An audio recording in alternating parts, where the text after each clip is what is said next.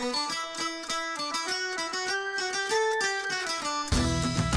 right, welcome to the first episode of the Newfoundland Lens, where we try to get together and talk about things when it comes to photography in Newfoundland. My name is Michael Windsor, and I have Corey Babstock here as well with me. Hello, hello, And hello.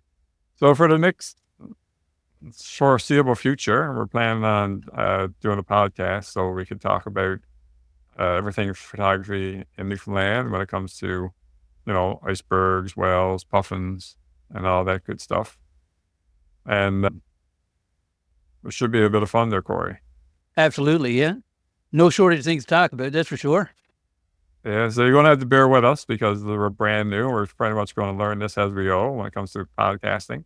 That's exactly how I learned photography, too. You got to make about 10,000 mistakes before you anywhere any good at all.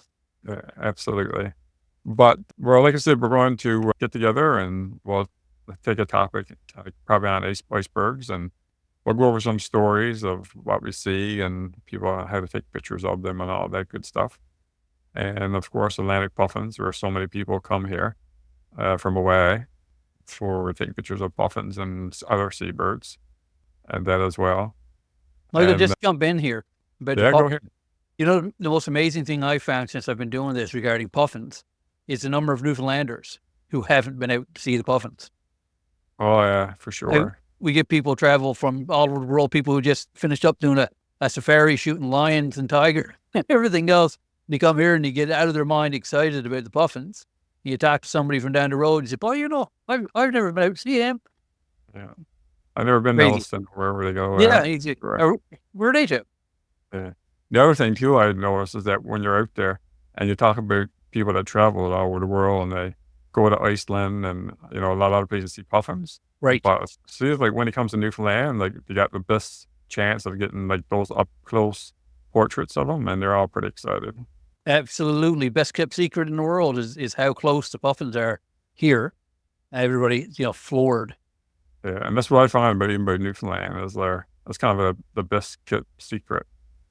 It's just that. Secret's going to be out now with this podcast. Oh, yes, guaranteed. And so during our podcast, too, we'll be definitely talking about other things. Like, I know a lot of people come here. If you're not really photographers, we can still help you out when it comes to even things to pack, places to stay, our transportation, what we have here. So we're pretty much talking about everything in Newfoundland for tourists.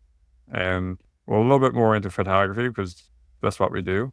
So kind of with that, as myself and Corey, we work with Newfoundland Photo Tours, and it's a company that, basically we bring people from all around the world, and we bring them, show them the good spots to take the pictures. And like I said, don't have to be photographers. We bring people around that just want to see a puffin or an iceberg. So, and yeah, Corey, I'm sure you had lots of that. Well, I tell people all the time, like when I explain, what the tour is about, and people talk about their skill levels or things of that nature. And I said, I've had people show up with $20,000 camera bodies and $19,000 lenses and been published in the Canadian Geographic and National Geographic and all that. And then at the same time, I have people show up with a cell phone or an iPad and they just want to go and see it. They just want to go and see all the good spots, and they don't want to. They want somebody who knows the area to bring them to all the spots that might not be in the pamphlets or the books or online, right? So, yes, all levels, and that's the interesting thing. You never know what you're going to get.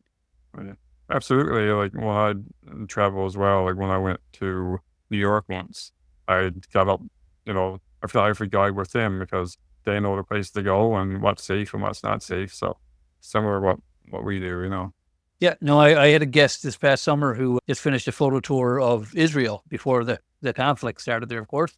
And same thing, he said what he always does is go to try to find a local guide to bring him around because, they know like we know all the dirt roads you got to go down to get the best views. And it always pays off. Some other things that we'll go over too is like icebergs. Like I usually find a lot of people has questions about when they should come here for iceberg season. Like when's the best time? And puffins, same thing, and whales. So, we'll get into more of that, and we'll talk about our stories, and we'll have hopefully some guests on as well from Newfoundland or Forest, the tourism crew, or even some past guests if they want to kind of come in on and chat with us as well. Oh yeah, we've had some characters. I'd love to get on the show. To be honest. Yeah, And, yeah, some great guys and girls. yeah, there's lots of good stories when we're traveling around the island and seeing, like I said, even the northern gannets down in Cape St. Mary's. Oh yeah, oh yeah. That's an experience for anybody for the first time. You go out there and you hear them first, then you smell them, then you see them. Yeah, Right? for sure. It's an amazing thing. I had a guy last season. He went out there and he literally started crying tears Oh, because yeah. he had seen pictures and he thought he knew what to expect, but when he got out there and just saw the sheer number of them and how close they are, it was one of those core memory moments for him, right? So that's very nice. But I see a lot of tourists and visitors that come here, and a lot of them come, they're birders, and they come for the Atlantic puffins. Right, So then we kind of said, well, you should probably go down and see the northern gannets. And I right. find when you actually get down there, they actually like the gannets, and they think they're more amazing than the actual puffins.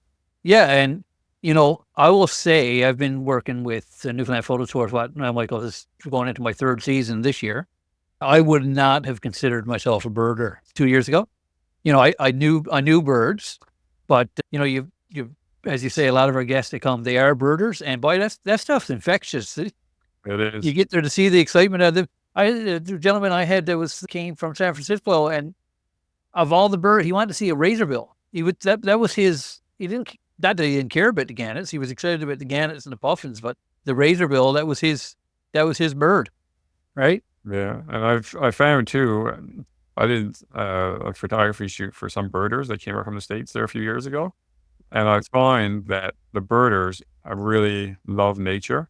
Like, they know, like, butterflies and everything, which is pretty cool to Right, see. right. Yeah, And even what and wildflowers. That's my Achilles heel of wildflowers. Even though I downloaded an app this past year that point and click and identifies for you. yeah, I And got that one as well. Capture the beauty of wildlife, icebergs, and incredible landscapes through your own camera lens. With expert instruction, workshops, guided tours, and more. Newfoundland Photo Tours. Book your experience today. Yeah, so I just want to introduce Corey to kind of give a little introduction of who he is. And so go ahead there, Corey. So do we have 3 hours? Because it's going to take that long to all live there for sure. So my name's Corey Babstock. I live not in St. John's, which is the capital of Newfoundland. If you're flying in, that's likely where you're going to land. I live just 2 hours west of there, in a small town called Clarenville, pretty close to where all the action is on the Bonavista Peninsula. So it's kind of favorite. It's my backyard. I have a Bachelor of Fine Arts from Nova Scotia College of Art and Design. Like a lot of people with a fine arts degree, I ended up working in retail management for almost 20 years. And just 5 years ago, I stepped away from that and got back into photography. And since then, people tell me I'm okay at it. I've Oh, you're had good. sales. I've had stuff shipped around the world. I've published a book, calendars every year, all that kind of fun stuff, various exhibitions. But 2 years ago, I got 2 full seasons in with Newfoundland Photo Tours. Probably done about, I would say, Michael, about 25, 30 tours now or more. Oh, Or leads. oh, for sure. And And I've had everything from one client for a couple of hours in an afternoon to one couple for 10 days. So it's been a mixed bag. Yep, glad to be on board. You're really friendly after, with 10 days together, for sure. Well, you either get really, when I picked them up at the airport, or I picked them up in St. John's, I said, so we're going to be together for 10 days. So we're either going to get to know each other really well and be great friends, or we're going to hate each other by day 5 and we're not going to say a word for the last 5 days at the tour. Worked out okay, though. Yeah, Yeah, for sure. a lot of fun. Yeah. Yeah, so thanks, Corey. And for myself, I started this company, Newfoundland Photo Tours, probably 10 years ago, I guess. And I've been at it for a while now. And I really appreciate Corey. He's a really great photographer there, and he's really good with the clients, which makes life a lot easier for me. And yeah, so the company, like, probably 10 years, and myself and Corey, the good thing about with the tours that we do, we've been all over Newfoundland, photographing every cove and tickle and hill, mountain. So we know all the good places. So that's what kind of leads into it as well. So, but I've been photographing myself a long time, over 20 years, I guess, and professionally probably, I don't know, maybe 15. And yeah, so I really enjoy it as much as you would. Sometimes I feel like when we're doing tours or exploring the island, it almost feels like vacation more than anything because it's just amazing. Well, I can't even begin to say the number of times I've been able to say at the Puffin Colony and, with making sure the crew are getting their photos, but getting my own photos in as well. And every now and then going like, my God, Michael's paying me to do this. You're right. Because it just feels like you're with a group of friends exploring and, everybody's happy. They're getting the photos that they want. And it's, as we were saying, Newfoundland's best kind. Yeah, that's what I find. Like I said, we can invite these people from all over the world, and then time I leave, they're not just clients anymore; they're friends, and we stay in contact with these people too. Right? Absolutely. Yeah. Yeah. Yeah. I know I've got people who I just spoke to today that went on tour with me last summer. Right. So you're forming relationships. And, I think that's a big part of it. That's not, it's going to be a bit of I know it's a plug for the company, and this is what we need to do. But we're personal. Like, we get to know you. We're small, no big groups, so you don't get lost in the shuffle, and everybody gets paid attention to, and that makes a big difference. And same thing when it comes to us as well, is that we bring people around, and what they said is, as more of a smaller group, but we kind of do what you want to do, and not like the Right. big tour buses where you're just driving around, looking out the window, and you get off the bus and you kind of look 15 for an minutes hour, here. you back on, and Yeah. So, and Newfoundland is not a place where you want to be doing that. That you need time to sit down and relax and smell the salts of the air and all that good stuff. It's a great point. That's what I always tell my people too when we're anywhere, if we're out on the Puffin Colony or even on the Zodiac for a tour, is every now and then put the camera down, just absorb it all, because it's, just, there's nowhere else on earth like this. So you just got to kind of take it all in. Oh, absolutely. I know. Like I take a lot of pictures and photography competitions and win a scatter award or whatever here and there. But I think I'm kind of privileged because I live in such a place as Newfoundland where scattered awards. Don't be too modest now there, buddy. Well, like we live in a place where, you know what I mean? You just turn around and it's just amazing. I always say, like, people say, boy, you good photos there. And I say, well, I'm blessed to be in a spot where I haven't got to drive too far to get a good photo. All right. So it's pretty much our first podcast. Not bad for two old fellas. Just wanted to have an opportunity to introduce ourselves and let you know we were going to be doing this thing.